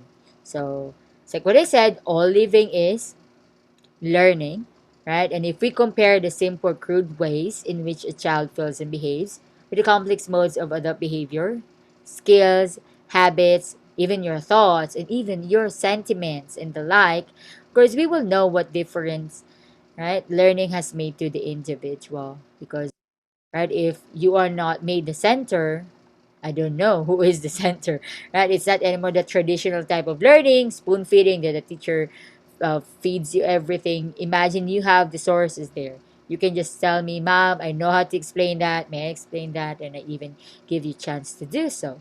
So the individual is constantly interacting with and influenced by the environment. So if you can recall, your teaching, you had your teaching professor, right? Yes, first year, second year. So you learn about the dipolar process of learning, dipolar. So for two, right? You have there the teacher and the student, and then the tripolar, the teacher, the student, and the learning environment. And you also have the tetrapolar process. You have student, teacher, learning environment, and teaching method. So if you're familiar with those, right? An individual, a student, is affected by many factors. So next, yeah, look at this one. Even okay, we have here the student at the center who is learning supposedly, and we have there the content. Okay, so in your case, of course, anything about mathematics. At the same time, you may review the curriculum guide as early as now. They are the topics you will be but using in our lesson plans, also in your future LPs. Okay, so citizenship, curiosity, priority and need, creativity and expression, and academic need for skill-based and knowledge-based content. You may also go to the design, right? When you have the content, you need to design. It also talks about your LP, lesson planning. That's designing. Okay, of course, you need wisdom here, key, what's worth understanding. Then you go to connectivism, collaborators, audience, mentors, right? You need to connect to these people or even to your learners if they would like to be part of the design phase. At the same time, here, okay, you have the experience, and then the last would be learning framework. What are you going to use? Right? Is it project based learning method? Is it model based, inquiry based? Right? I mean, you can all do this. You just have to be creative. For project based learning method, definitely you may come up with alert instructional material. That's a common research output in the College of Education for math majors. It's always the acceptability of, and then you call the I am, because I am the usual, yeah, usual or Suki grammarian of the math major. So I get to know their research topics, their prospect research outputs, and so on. And inquiry based, so mostly on the Socratic type of method. It's probing. Probing is when you ask questions, right? Unending questions to the point that the student can what explain using his own words, right? What you are asking him. So, for example, I ask you this question: What is this? And then I will follow it up with why do you think and why? So that's probing. At the same time, probing helps your student discover the most appropriate answer. So I am fond of doing that instead of saying, okay, you may take your seat. Let's hear from others. No, I will ask you to take your time and then help you by giving you clues, right? Giving you clues that can lead you to the most appropriate answer. Right? We have the challenge base, right? For math, right? Usually, what do you do? Remember when you were standing along the aisle, right? You're standing along the aisle, and then what do you call that? Like, is that a relay kind of game, right? And then you will run to, I mean, step forward if you are being ahead of the opponent. Yeah, making and maker education. So next. Okay, these are the learning standards from DepEd. You should know all these. And these learning standards talk about the goals of the learning process, the third. Am I right? Yeah, the second, sorry, goals of the learning process. So here, to review, in your CG, whenever I say CG, you know it's curriculum guide or the syllabus for basic education. Huh? So content standards, performance standards, or learning competencies. As you notice for content, right, these identify and set the essential knowledge and understanding that should be learned. So merely here, right, the thinking process, information, what to answer and what to give. Performance standards, these describe the abilities and skills. So from here, now using your hands, right, and other functions, right? It talks about more of the skills of the learners. And next would be learning competencies. These refer to all, right? Knowledge, understanding, skills, and attitudes that learners need to demonstrate in every lesson. Let me just share with you. Do not be, because I usually receive this help, I mean request or advice or problem from my student. There was one time a student of mine who's already teaching asked me, "Ma'am, um, I feel so bad about because they have form to fill in and to be submitted to DepEd. It's about checking all the learning competencies that your students met, right? And then usually you will feel bad because the other teacher in the next room, right, already passed this lesson and you are still in that lesson. You get what I mean, right? So I hope I told him, okay, do not be sad about it because you are after the learning rather than finishing the syllabus. Okay, I tell my students, right, you have to teach the students, not the subject. You are teaching the students, not the subject. If you know what I mean by that, right? Or anyone who can tell me what do I mean when I say that? Teach the student, not the subject. Ma'am Hera, you there? What do I mean when I say teach the student, not the subject? And it also relates to you reporting all the learning competencies met by your student. Could you please unmute, Ma'am Hera? Yes, ma'am. Yes. What do you think? Do I mean by that saying? Teach the student, not the subject. Ma'am, I think that saying means we should teach the student how they should be Mm-hmm. and not just teach what our majors are. Parang let's teach them how to be a good person po, yun muna bago po yung subject natin. Parang ganun. Oh, okay. Thank you. Wow, what a good point. Okay, what a good point. And you made a good point regarding that. Teach first, okay.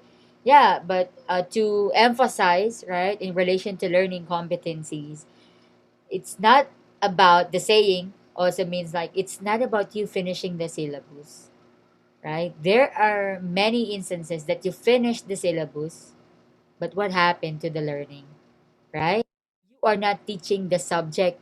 You are not talking to the subject. You get what I mean? You are teaching the students. So your priority would be the students, right? Don't be sad, Mom, I need to do it. Why? Because in those things, even though they don't literally they're not literally sorry they're not literally the learning competencies for a specific subject, right, or for a specific lesson, but there are competencies, right, that can also be applied to that topic. For example, to make it clear, because I've watched a TED talk. The teacher is I think kindergarten teacher, and then she would like to teach the students or the kids about fossils or stones, rocks. So she allowed the kids to go out because there's a under construction playground where they can dig, where they can get their fossils and all. What happened, right? The students were able to find to find out new stones or rocks and fossils. They even they come up with, or they came up with a museum or exhibit of fossils. And you know what? They even invited paleontologists, right, and other experts on fossils. You know what? The kindergartners, right, made a legacy by and how they made a legacy. It's because they were able to find, I think, 400 years old or 100 years old, what, a fossil. And imagine that's history. Imagine just by digging there in your under construction playground. And that happened. And to connect it to the learning competencies, right? This is also what TED Talk was supposed to mean, or that TED Talk was supposed to send us or to convey message. Okay, she was able to present like 80%. Imagine that it's only about fossils. 80% of the learning competencies being met with only one topic.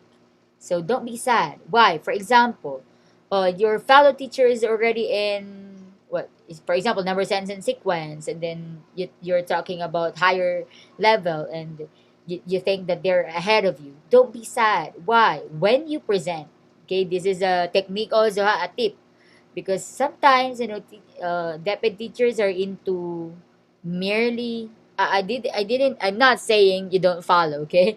I am saying that you can do achieve all learning competencies even not discussing all topics. Get what I mean? So don't be sad. Ma'am, we need to report now, right? In this form, what learning competencies, because when you check, or if you have checked, you've experienced to check your curriculum guide, right? If you check your curriculum guide, as early as now, start reviewing, right? Your curriculum guide for mathematics, for grades, what, 7 to 12. You may do that even for senior high school, okay? And if you check that, you will see the learning competencies there, right? Scattered in different lessons. However, it's possible that you achieve these learning competencies, right, even with 2, 3, 4 lessons and not 10. Uh, please give me a light reaction if you get what I mean. So at least in the future, you will not have a hard time, or you will not stress yourself out, ma'am. I don't think I'm able to finish or to achieve learning competencies. The skills, understanding, attitudes, and knowledge are the most important. Okay?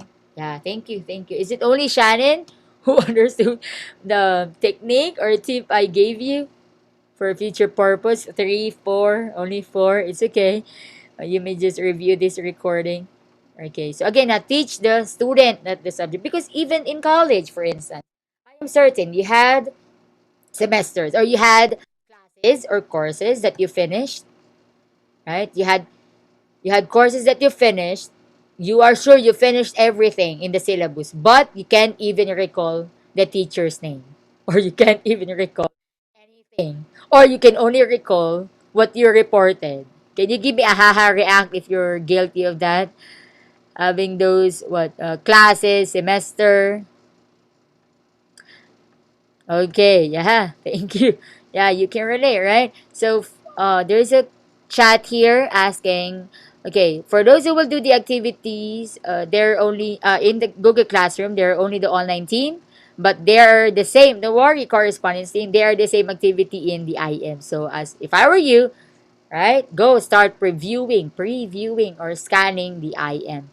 While waiting for your IM again, to reiterate, it will arrive at your doorstep. However, right, it might be delayed, but you may start answering at your own pace, but you are not required, huh? Correspondence team, do not submit your activities in the Google Classroom.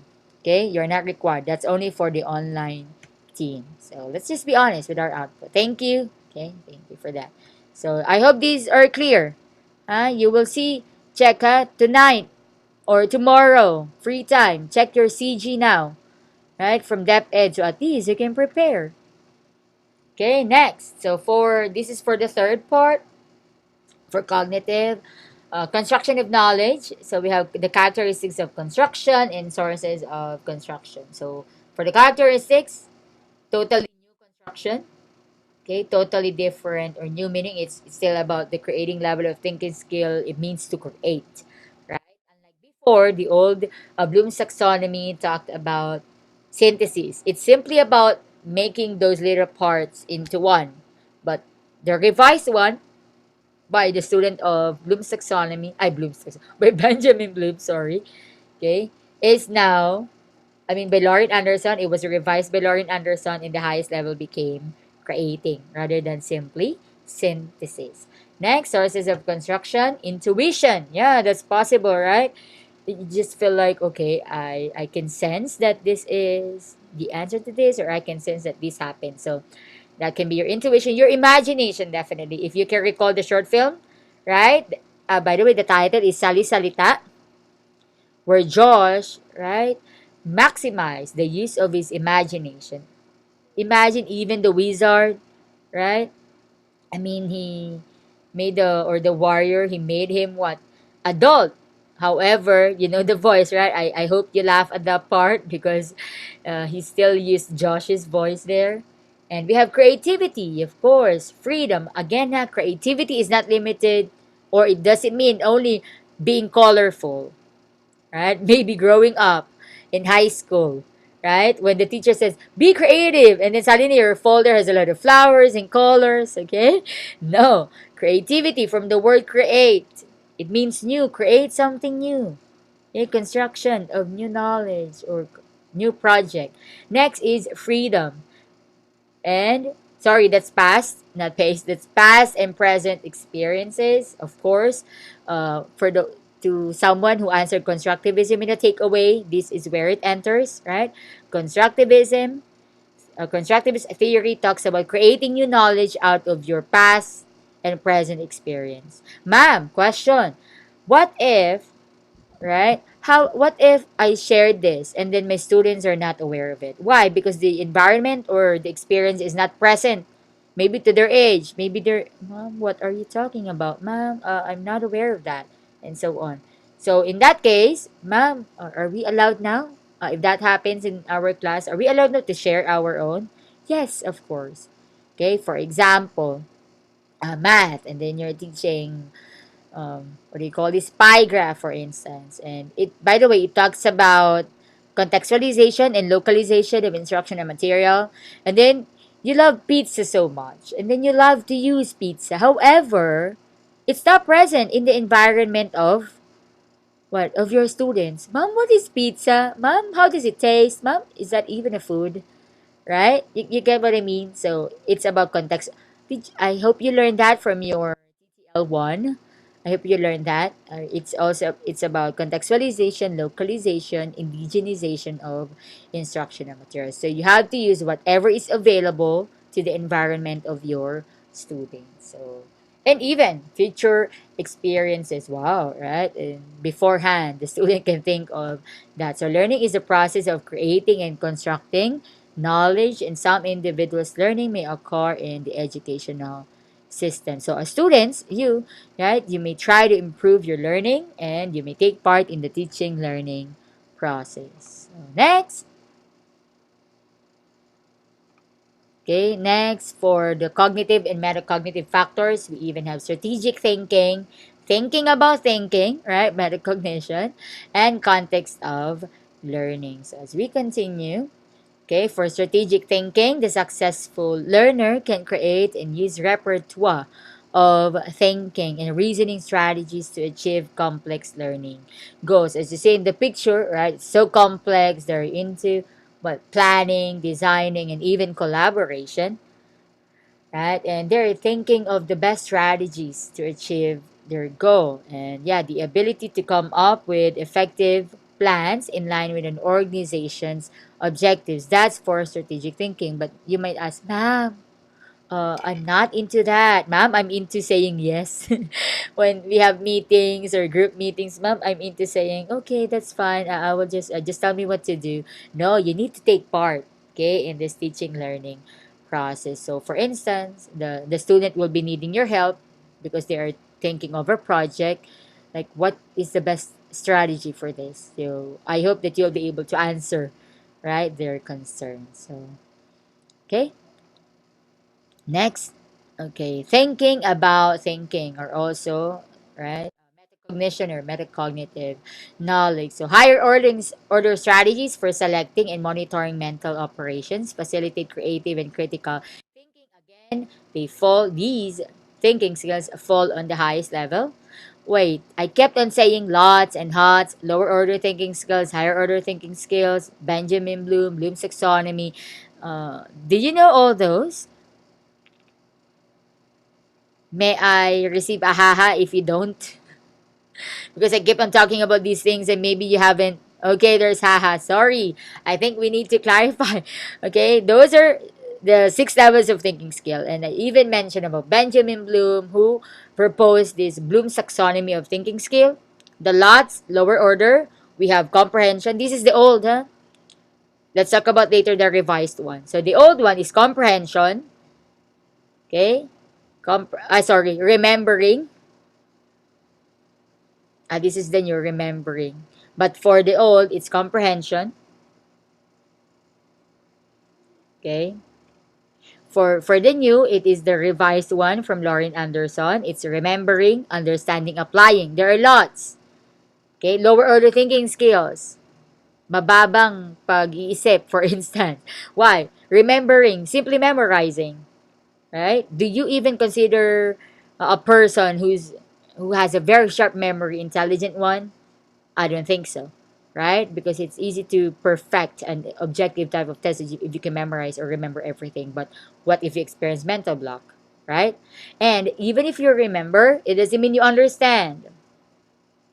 You hear me? It doesn't mean you understand, right? Or I remember the word metacognition, but you don't know what it means. So you're not still on the next level of lots. Imagine that it's still lots, lower order. And then after understanding it, oh, I understand that metacognition means beyond thinking, thinking about thinking, right? Assessing, and all these questions that I need to ask myself. After understanding, we have applying. Oh, ma'am, even if we apply these things, that's still lower order. Yes, sorry to say that, still lower order, right? But don't worry, at least meet the third, meet the third. Why? Because when I asked you, okay, apply this into real life, I appreciate that. That's application level. And the three, okay, the three more. So remembering, understanding, applying. Next would be analyzing, evaluating, and creating. Okay. When you analyze, definitely this is your skill. I know you are guilty of analyzing. So we can say that, oh, you jump into HOTS. At least first level of HOTS, right? Higher order thinking. Right? In mathematics, you analyze the problem. Most of the time, in what elementary days, you asked about what's given, right? What's the problem? What's the solution? So, yeah, that's analysis. Why? You have a big idea, for example, the problem, right? And then you break them down into parts. That's what you call analysis. You don't say analyze when you only mean understand. Right? Sometimes we use that term, right? Oh, I actually analyze this one or I understand this one, but you mean the other way. So be careful. Okay? Next is evaluating. Imagine it's the judgment. It's not careless judgment, it's careful judgment. You evaluate your classmates' answer. I think you're missing that part, or I think this one, this one. Evaluating others and others' ideas, even your idea, right? Is not limited to checking your grammar, okay? But definitely checking the content. Next would be the highest level now, creating. So, Thing.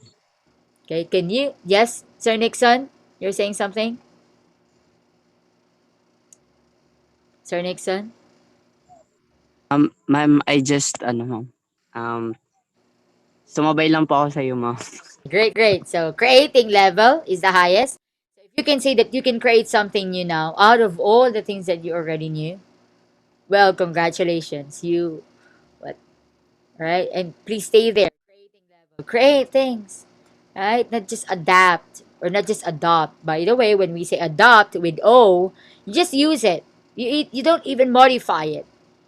By the way, you can also use this term in your research, in your thesis writing, when you say the researchers adopted the research instrument of this person. When you say adopt with an O, meaning you just use it. You didn't change anything. But if you say adapted, the researchers adapted letter A, ADA, right? Adapted this research instrument, meaning you change some parts of it. You get what I mean? So be careful with the word adopted and adapted. Is that clear? So may I ask?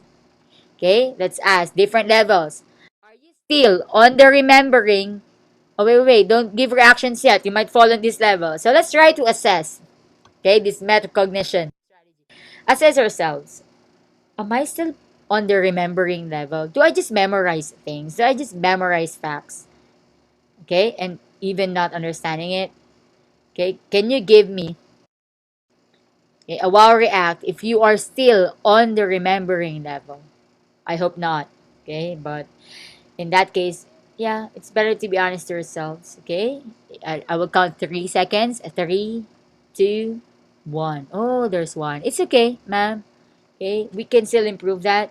Okay, we have two, rather, we have two. Okay, I hope we can, level up because we're teachers. We can simply memorize things, right? We need to understand. Thank you for being so open about this. How about understanding level? Ma'am, I am ahead of the remembering. I don't simply memorize, but I understand, meaning I can explain it in my own words. That's what it means when you understand. Can you give me a like or thumbs up reaction? I will count 3 seconds. Three, two, one. Okay, there's one. Okay, that's okay. Two. Who else? Three. Okay, there are three. Four. Oh, very honest. Okay, thank you for your honesty. Five. Six. Oh, now six. Okay, thank you for your honesty. Yeah, at least, right? You level up from remembering. Now you can use it. When you can remember metacognition, you can also use your own words when you explain it. So that's an example. Thank There's someone, right, who followed it up. So I think you're seven. How about applying level?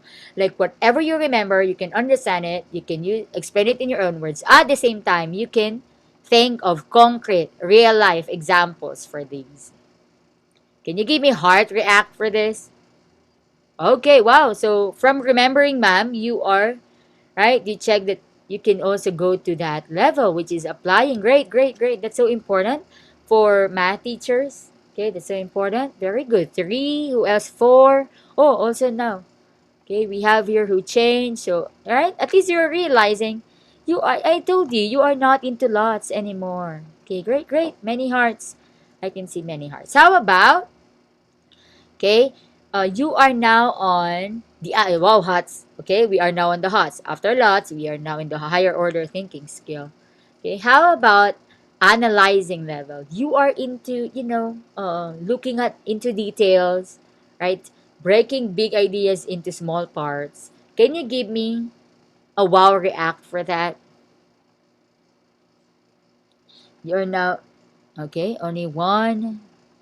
Or yeah, maybe at some two, maybe at some point, right? You experience this. I am so sure you did this, right? You break the article into parts. You break the problem solving into different, facets of the solution. Great, great. So we have five, I think, six. Okay. How about we're getting higher. You are into evaluating level. You are into judging. Judging here means you have evidence. Huh? Judging here, you're checking. I don't think that's right. I think that needs improvement. Okay, so thank you for being honest that you haven't met this skill. Okay, please give me what else do we have there? Again, heart react because I'm saving the party popper. Okay, heart react for evaluating level. Have you met this part? Like you give your right judgment. No one? Okay, no one. It's fine, it's fine. At least you know the level you are in. I hope at the end of the semester, or even during our lessons, you will be able to evaluate. Mom, I think that's out. That's out of the topic, for instance. Another is okay, the last highest level creating.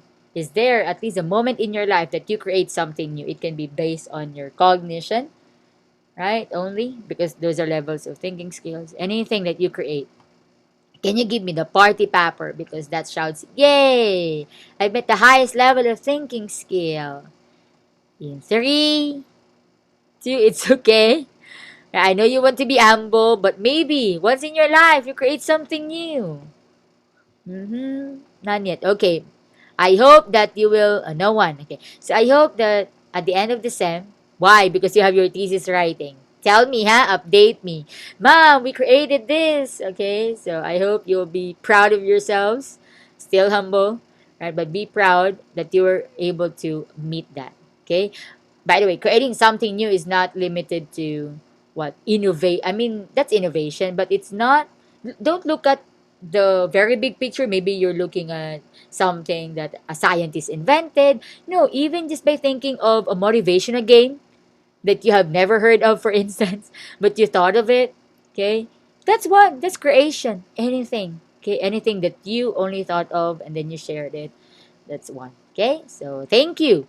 Okay, maybe before the end of the sem we can Reflect. Oh, sorry, it's already 6:04.